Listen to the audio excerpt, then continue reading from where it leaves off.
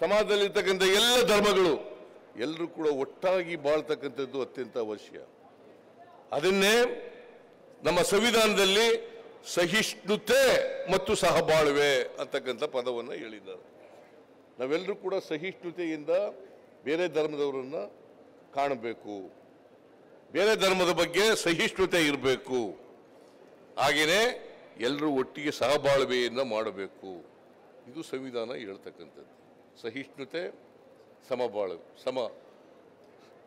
ಸಹಬಾಳ್ವೆ. ಆದ್ರಿಂದ ನಾವೆಲ್ಲರೂ ಕೂಡ ಇವತ್ತು ಒಟ್ಟಾಗಿ ಬದುಕ್ತಕ್ಕಂಥ ವ್ಯವಸ್ಥೆಯನ್ನು ಮಾಡಬೇಕು. ಅದೇ ಪೂಜ್ಯ ಸ್ವಾಮೀಜಿಯವರು ಮಾಡ್ತಕ್ಕಂಥದ್ದು. ಈಗ ನೀವೆಲ್ಲ ಅವಕಾಶಗಳಿಂದ ವಂಚಿತರಾಗಿದ್ರಿ. ಪರಿಶಿಷ್ಟ ಜಾತಿ, ಪರಿಶಿಷ್ಟ ವರ್ಗ, ಹಿಂದುಳಿದವರು, ಅಲ್ಪಸಂಖ್ಯಾತರು, ಎಲ್ಲ ಶೂದ್ರ ವರ್ಗ ಅವಕಾಶಗಳಿಂದ ವಂಚಿತರಾಗಿದ್ದರು. ಯಾರಿಗೆ ಅವಕಾಶ ಸಿಕ್ಕಿದೆ ಅವರೆಲ್ಲ ಮುಂದೆ ಬಂದರು, ಯಾರಿಗೆ ಅವಕಾಶ ಸಿಕ್ಕಲಿಲ್ಲ ಅವರೆಲ್ಲ ಹಿಂದೆ ಬಂದರು. ನಿಮಗೂ ಅವಕಾಶ ಸಿಕ್ಕಿದ್ರೆ ನೀವು ಮುಂದೆ ಬರ್ತಿದ್ರಿ, ನಿಮ್ಗೆ ಅವಕಾಶ ಸಿಕ್ಕಿಲ್ಲ ಹಿಂದೆ ಬಿದ್ದಿದ್ದೀರಿ. ಈಗ ಅವಕಾಶ ಎಲ್ರಿಗೂ ಸಮಾನವಾಗಿ ಕೊಡಬೇಕು ಅಂತಕ್ಕಂಥ ಸಂವಿಧಾನ ಹೇಳುತ್ತದೆ. ಅದು ಎಲ್ರಿಗೂ ಸಮಾನ ಅವಕಾಶಗಳು ಸಿಕ್ಕಬೇಕು. ಆಗ ಮಾತ್ರ ಸಮಾಜವನ್ನ ಕಟ್ಟಲಿಕ್ಕೆ ಸಾಧ್ಯ ಆಗ್ತದೆ.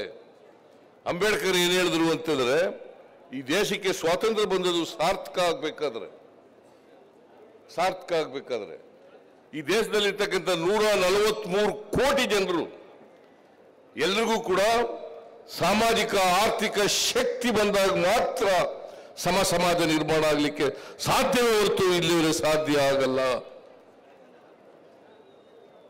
ನಾವೆಲ್ಲ ಜಾತಿ ವ್ಯವಸ್ಥೆಯ ಪರಿಣಾಮವಾಗಿ ನಾವೆಲ್ಲ ಶೂದ್ರರಾಗಿದ್ದು.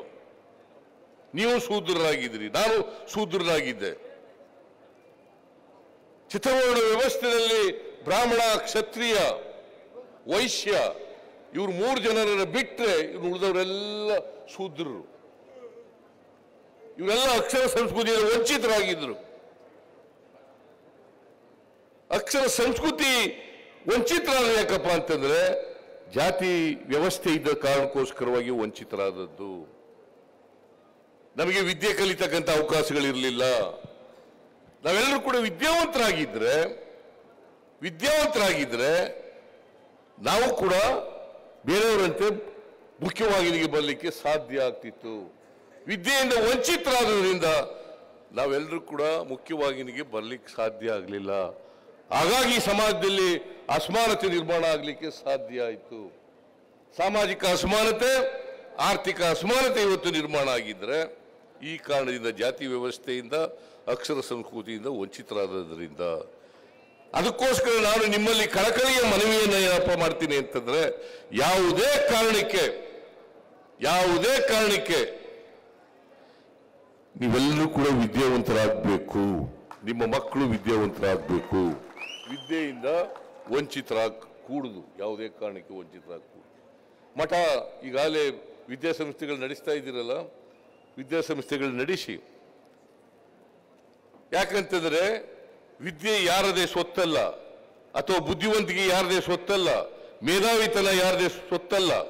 ಎಲ್ಲರೂ ಕೂಡ ಈಗ ವಾಲ್ಮೀಕಿ ರಾಮಾಯಣ ಅಂತ ಗ್ರಂಥವನ್ನು ಬರೀಲಿಕ್ಕೆ ಸಾಧ್ಯ ಆದರೆ, ಬಾಬಾ ಸಾಹೇಬ್ ಅಂಬೇಡ್ಕರ್ ನಮ್ಮ ಸಂವಿಧಾನ ರಚನೆ ಮಾಡ್ತಕ್ಕಂಥದ್ದು ಸಾಧ್ಯ ಆದರೆ, ಮಹಾಭಾರತವನ್ನ ವ್ಯಾಸ ಬರೀಲಿಕ್ಕೆ ಸಾಧ್ಯ ಆದರೆ ನಾವ್ಯಾಕೆ ಮೇಲಕ್ಕೆ ಬರ್ಲಿಕ್ಕೆ ಸಾಧ್ಯ ಆಗಲ್ಲ? ವಿದ್ಯೆ ಕಲಿತು ಮೇಲಕ್ಕೆ ಬರ್ಲಿಕ್ಕೆ ಸಾಧ್ಯ ಆಗಲ್ಲ? ಇದನ್ನ ನಾವೆಲ್ಲರೂ ಕೂಡ ಅರ್ಥ ಮಾಡ್ಕೋಬೇಕಾಗ್ತದೆ. ಅದರಿಂದ ಬುದ್ಧಿ, ಜ್ಞಾನ ವಿದ್ಯೆಯಿಂದ ಬರಲಿಕ್ಕೆ ಸಾಧ್ಯ ಆಗ್ತದೆ. ಆ ಬುದ್ಧಿ ಮತ್ತು ಜ್ಞಾನ ಇದೆಯಲ್ಲ, ಅದನ್ನ ಪಡ್ಕೊಂಡಾಗ ಮಾತ್ರ ನೀವು ಸ್ವಾಭಿಮಾನಿಗಳಾಗಿ, ಮನುಷ್ಯರಾಗಿ ಬದುಕಲಿಕ್ಕೆ ಸಾಧ್ಯ ಆಗ್ತದೆ. ಸ್ವಾಭಿಮಾನ ಪ್ರತಿಯೊಬ್ಬರಿಗೂ ಕೂಡ ಇರಬೇಕು.